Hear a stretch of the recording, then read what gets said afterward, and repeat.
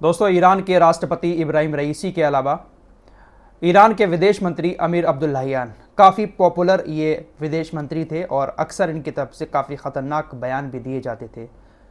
कहा ऐसा जाता है कि अब तक के इतिहास में ईरान के अंदर इतना अच्छा विदेश मंत्री पहले कोई नहीं हुआ।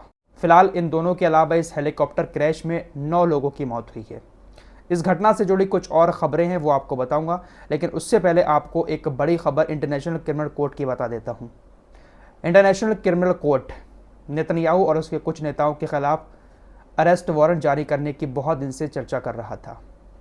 अभी कुछ देर पहले खबर आई है, इंटरनेशनल क्रिमिनल कोर्ट के जो अभियोजक हैं उन्होंने इजराइल के प्रधानमंत्री Benjamin Netanyahu, Israel defence forces के डिफेंस मिनिस्टर योब गैलेंट और हमास के 3 नेताओं के खिलाफ अरेस्ट वारंट जारी करने का आवेदन कर दिया है। इंटरनेशनल क्रिमिनल कोर्ट के अभियोजक ने 5 लोगों के खिलाफ अरेस्ट वारंट जारी करने का आवेदन कर दिया है। अब ये मामला न्यायाधीशों के पास पहुंच चुका है। इंटरनेशनल क्रिमिनल कोर्ट के जो न्यायाधीश हैं अब वो इस आवेदन की जांच करेंगे।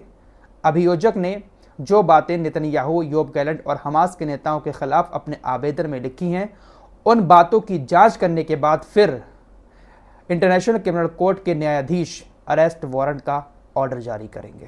तो हो सकता है कि आने वाले 2-4 दिनों में इंटरनेशनल क्रिमिनल कोर्ट इन 5 लोगों के खिलाफ अरेस्ट वारंट जारी कर दे। हमास के नेता इस्माइल हानिये हैं, याह्या सिनवार हैं और एक और नेता हैं। लेकिन दोस्तों, अमेरिका के राष्ट्रपति जो बाइडेन के प्रशासन ने इंटरनेशनल क्रिमिनल कोर्ट के इस कदम का विरोध किया है। बाइडेन प्रशासन ने कहा है कि इंटरनेशनल क्रिमिनल कोर्ट के पास इतना अधिकार नहीं है कि वो गाजा के युद्ध क्षेत्र की जांच करे और जांच करने के बाद इस तरह से अरेस्ट वारंट जारी करे।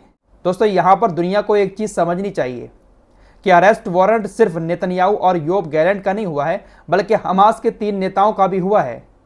लेकिन उनका भी बचाव अमेरिका कर रहा है। किस लिए? सिर्फ इसलिए कि उनके साथ नेतन्याहू और योब गैलेंट भी जांच के दायरे में हैं। तो अपने लोगों को बचाने के लिए अमेरिका अपने दुश्मनों को भी बचाने की कोशिश कर रहा है। साफ कह दिया कि आपके पास अधिकार नहीं है कि आप गाजा के युद्ध क्षेत्र में जाकर उसकी जांच करें।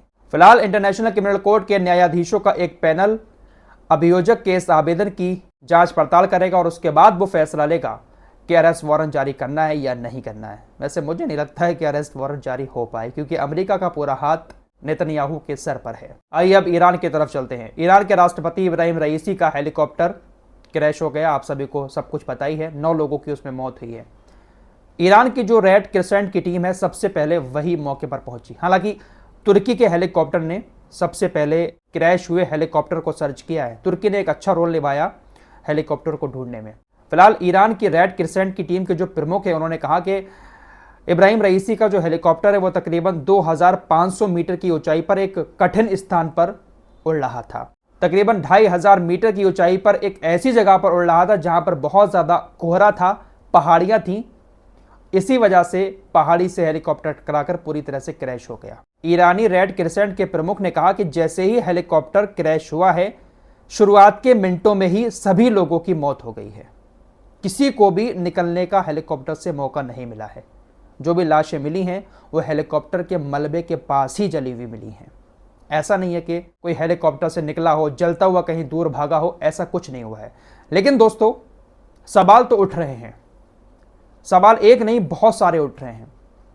इब्राहिम रईसी का जो हेलीकॉप्टर था, सारे वीवीआईपी उसी एक हेलीकॉप्टर में बैठे हुए थे। आपको सुबह भी बता चुका हूं कि 3 हेलीकॉप्टर का यह काफिला था। खराब मौसम की वजह से सिर्फ इब्राहिम रईसी का ही हेलीकॉप्टर क्यों क्रैश हुआ? खराब मौसम की दिक्कत सिर्फ और सिर्फ इब्राहिम रईसी के हेलीकॉप्टर को ही क्यों आई? बाकी 2 हेलीकॉप्टर आराम से क्यों निकल आए?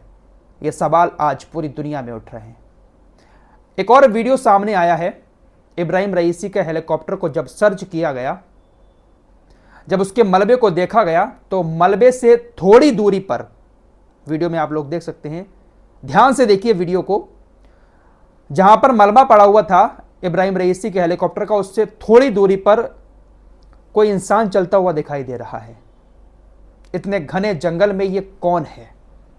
इस बात को लेकर भी सवाल उठ रहे हैं कि आखिर इस घटना के स्थल पर उस वक्त कौन मौजूद था? इतने खतरनाक एरिया में, घने कोहरे में ये कौन चलता हुआ दिखाई दे रहा है? इस बात पर भी काफी सवाल उठ रहे हैं। ये जो वीडियो सामने आया है ये पहला वीडियो है जब रेस्क्यू टीम हेलीकॉप्टर पर पहुंची थी, तो वीडियो बनाते हुए पहुंची थी। उसी वीडियो में ये शख्स साइड में देखिए छोटा सा चलता हुआ नजर आ रहा है। एक साइड मलबा पड़ा हुआ है और उससे थोड़ी दूरी पर कोई इंसान चल रहा है।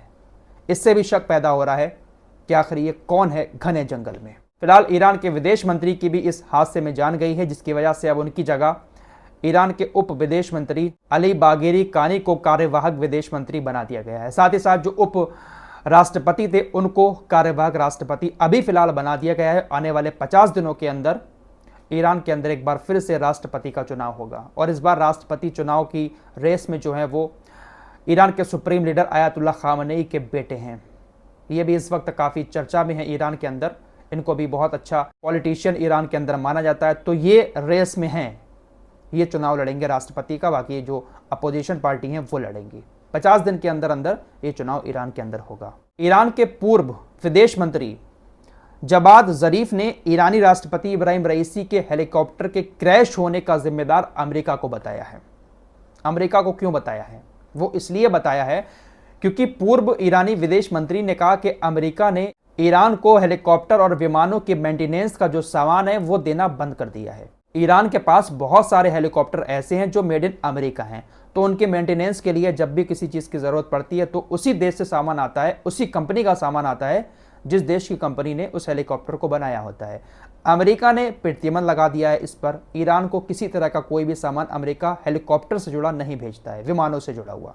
इब्राहिम रईसी जिस हेलीकॉप्टर में बैठे हुए थे ये काफ़ी पुराना था, 90s का ये हेलीकॉप्टर था और इब्राहिम रईसी का ये हेलीकॉप्टर भी मेड इन अमेरिका था। हेलीकॉप्टर काफ़ी पुराना था और मेंटेनेंस का सामान भी अमेरिका नहीं दे रहा है, तो हो सकता है कि हेलीकॉप्टर में किसी तरह की कोई ख़राबी आई हो और उसी वजह से हेलीकॉप्टर क्रैश हुआ हो। इसीलिए ईरान के पूर्व विदेश मंत्री ने कहा कि इसका जिम्मेदार अमेरिका है। अगर अमेरिका सामान देता रहे मेंटेनेंस का तो इस तरह के हादसे ईरान के लोगों के साथ ना हो। फिलहाल चर्चाएं तो चल रही हैं कि इसके पीछे हो सकता है कि मोसाद और CIA का हाथ हो, लेकिन इजराइल तो भाई साफ हाथ खड़े कर रहा है। इजराइल को भी डर है कि अगर हम चुप रहे या हमारा नाम किसी तरह से सामने आ गया तो बवाल हो सकता है। इसलिए इजराइल ने पहले ही हाथ खड़े करके कह दिया कि भैया हम इसके पीछे नहीं हैं। वैसे दोस्तों दुनिया के अंदर कुछ अजीब सा हो तो रहा है, कौन क्या कर रहा है समझ नहीं आ रहा है। पिछले 2 हफ्ते का आंकड़ा आप लोगों को बताऊं, 7 मई को सऊदी अरब के क्राउन प्रिंस मोहम्मद बिन सलमान की हत्या का प्रयास किया गया, ऐसी बहुत सारी खबरें आई थी। 13 मई को संभावित सैन्य तख्तापलट की चेतावनी के बाद तुर्की के राष्ट्रपति एर्दोगान ने इमरजेंसी बैठक की थी। ये भी मैंने आपको बताया था कि तख्तापलट की खबरें आना शुरू हो गई थी। 15 मई को स्लोवाक के प्रधानमंत्री रॉबर्ट फिको पर हत्या का प्रयास किया गया। 16 मई को सर्बियाई राष्ट्रपति बुसिक की हत्या की धमकी देने के आरोप में नागरिक को गिरफ्तार किया गया। 19 मई को सऊदी अरब के किंग सलमान 4 हफ्ते में दूसरी बार अस्पताल में भर्ती हुए और कल 19 मई को ईरान के राष्ट्रपति इब्राहिम रईसी का हेलीकॉप्टर क्रैश हो गया। पिछले 2 हफ्तों में दुनिया भर के बड़े बड़े लीडर के खिलाफ इस तरह की चीजें सामने आई हैं। क्या हो रहा है, कौन कर रहा है, समझ नहीं आ रहा है। लास्ट वीडियो में कई सारे लोगों के मैंने कमेंट देखे कि हेलीकॉप्टर का जो ब्लैक बॉक्स होता है वो मिला या नहीं मिला। देखिए अभी तक ब्लैक बॉक्स को लेकर कोई भी अपडेट सामने नहीं आया है। जैसे ही कोई अपडेट आएगा आपको तुरंत बता दूंगा। ब्लैक बॉक्स से सारे राज खोलेंगे कि आखिर हेलीकॉप्टर में हुआ क्या था। इस रिपोर्ट में इतना ही, मिलते हैं कुछ और नई खबरों के साथ। तब तक के लिए अपना ख्याल रखिएगा। अल्लाह हाफिज़।